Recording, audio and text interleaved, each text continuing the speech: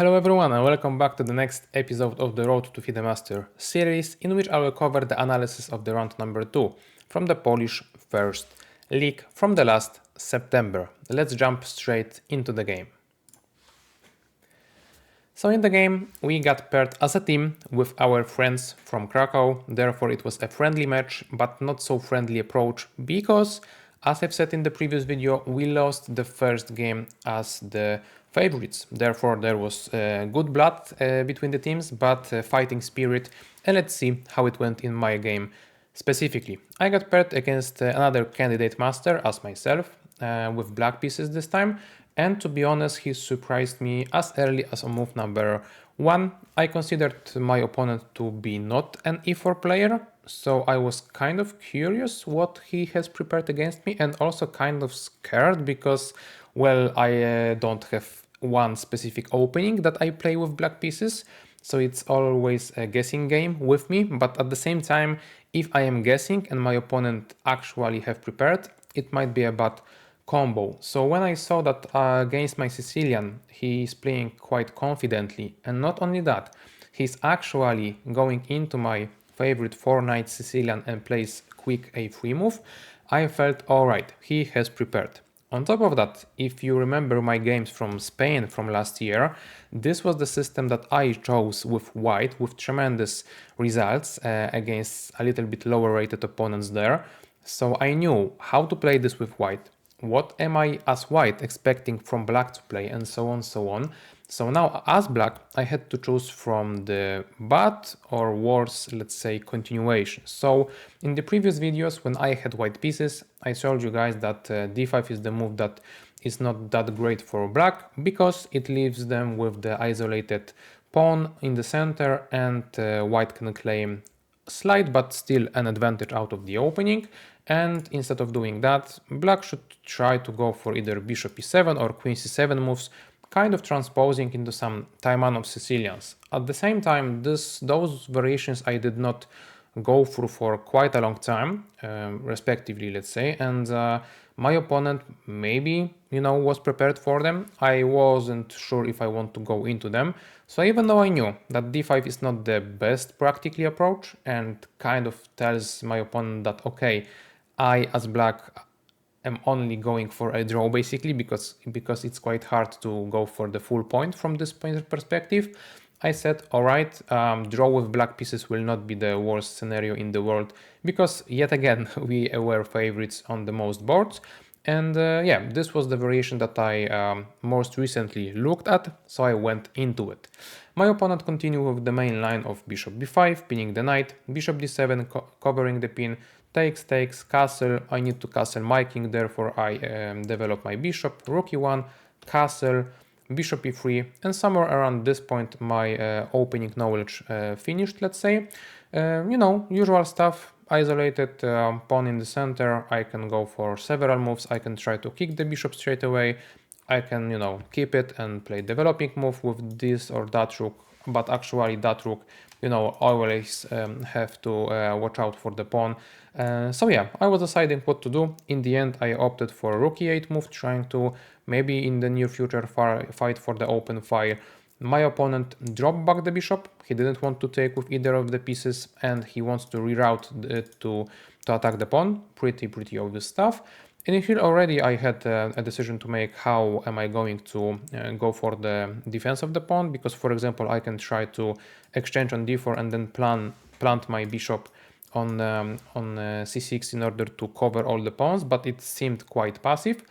And also I would be then perhaps with the isolated pawn for life. So instead of that, if you also remember from the very same tournament in Spain how I've played against an international master, there with this pawn structure too, I chose the setup of bishop e6.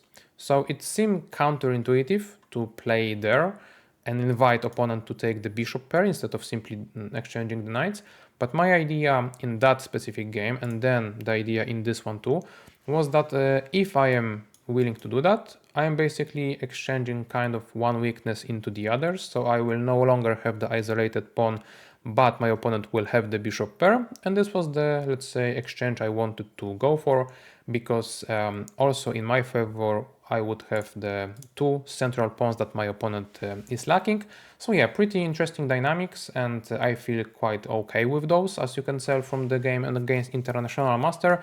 And here also I decided, okay, let's do the very same thing. My opponent perhaps objectively should have tried to take there and continue from there, but he decided against it. He played bishop f4 first, trying to firstly put some more pressure onto the bishop, but I've chosen bishop c5, hitting the knight, yet again asking, is he going to take me here or there?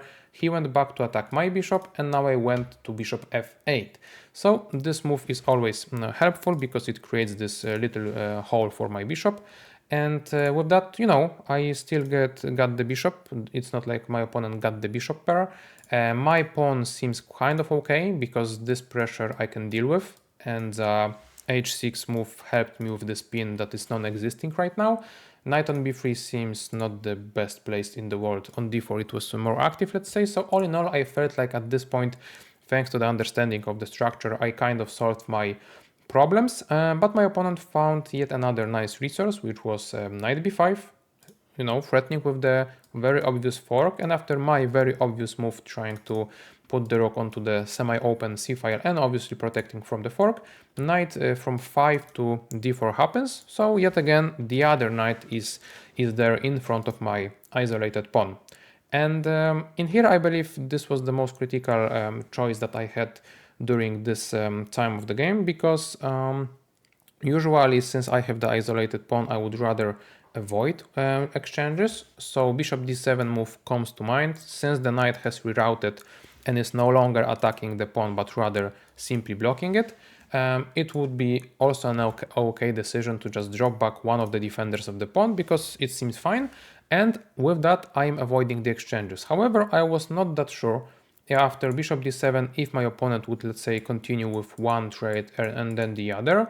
Is my setup that good for the longer term? Because even though yet again I don't have the isolated pawn in the center anymore, I have one on the A rank, unfortunately, and with that knight eyeing towards those dark squares, I felt like the probability of me being blocked and having this bad structure with the opponent having the control over those squares, it felt kind of scary, and I couldn't, let's say, figure out the concrete variations for me. I knew that my overall idea might be to play c5 and, you know, take over those squares, but then d5 got weakened, so from the distance it was quite hard for me to evaluate, is this position still okay for me, or strategically did my opponent outplay me?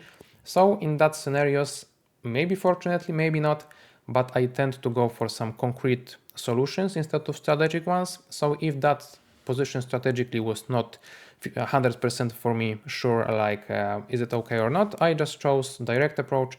I exchanged myself. As I've said in the beginning, it's quite a risky approach when having this pawn, and after knight d4 I went queen b6, so trying to exchange just a little bit to get some more breathing space to attack some weaknesses in the opponent's position and so on. And yeah, my opponent did not react to those threats at that time because he played simply rook e3.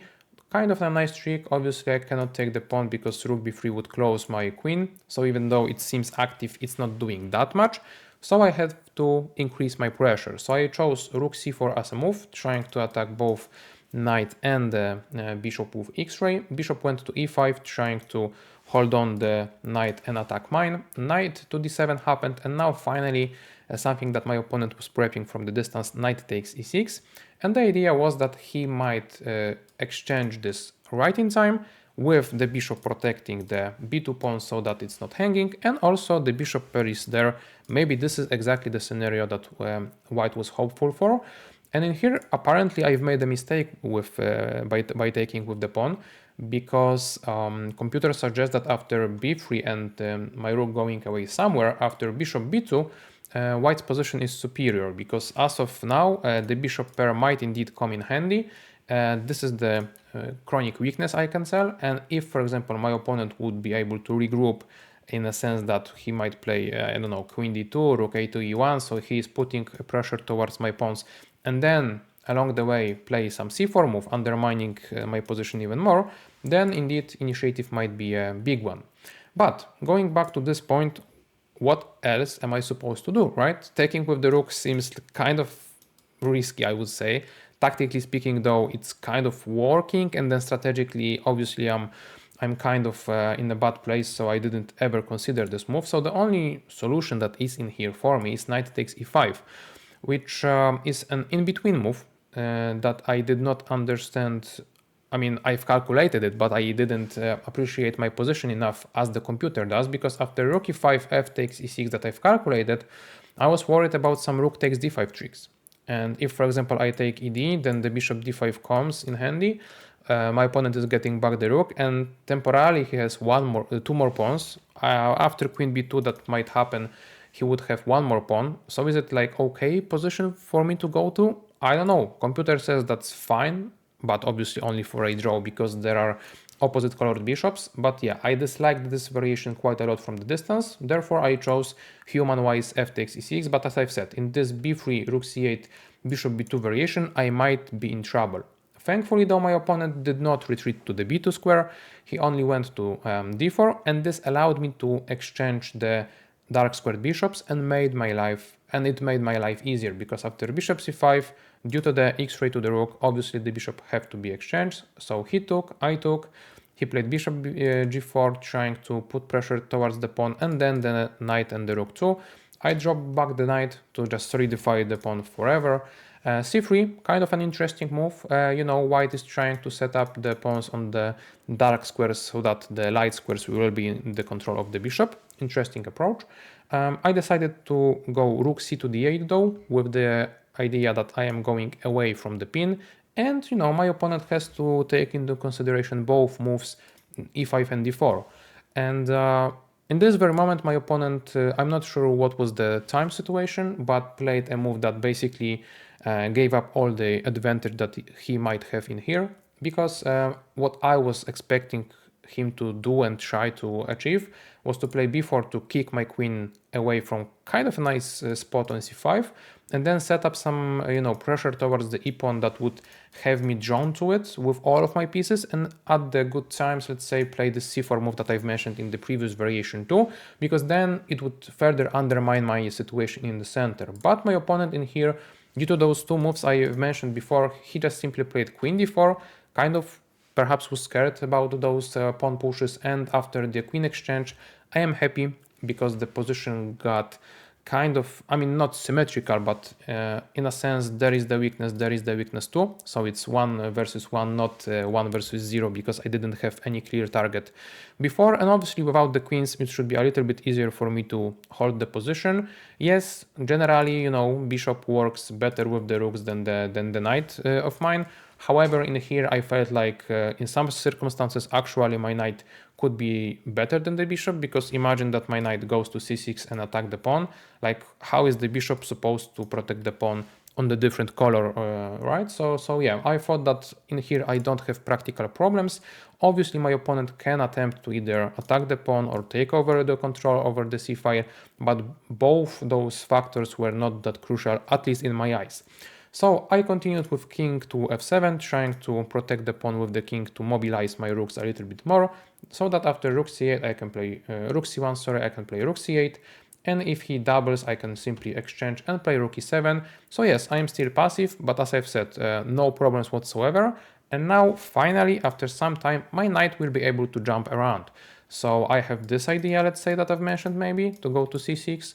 I might also have some ideas like this to put the knight onto the d6 square and then try to jump either there or there, and so on, so on. So it seems slow, but at the same time, I am so compact and lowly placed, let's say, on the board that I have the time for it.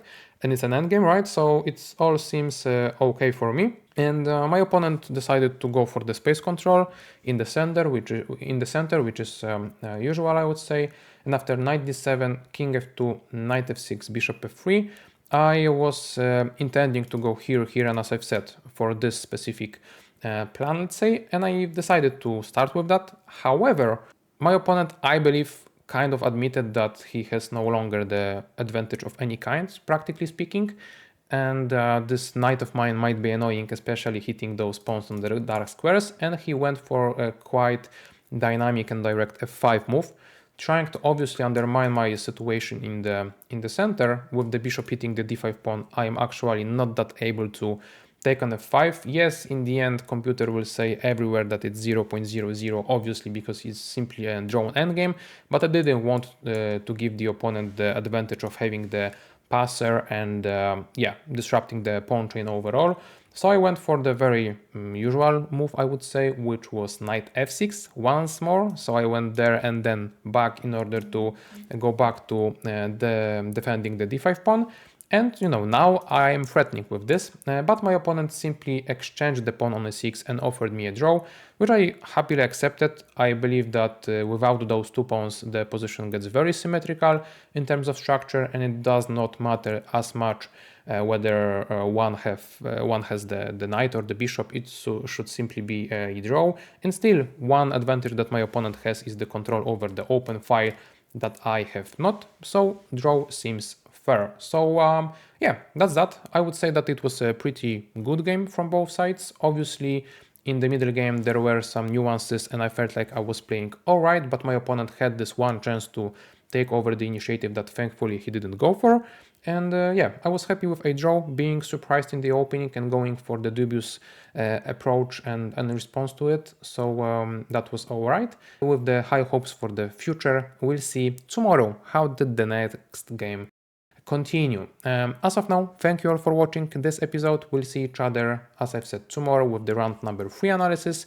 Can't wait to share that with you. It will be a, yeah, finally a bank game, let's say, with the plenty of fireworks. So yeah, stay tuned for it. As of now, thank you all for watching. Bye bye.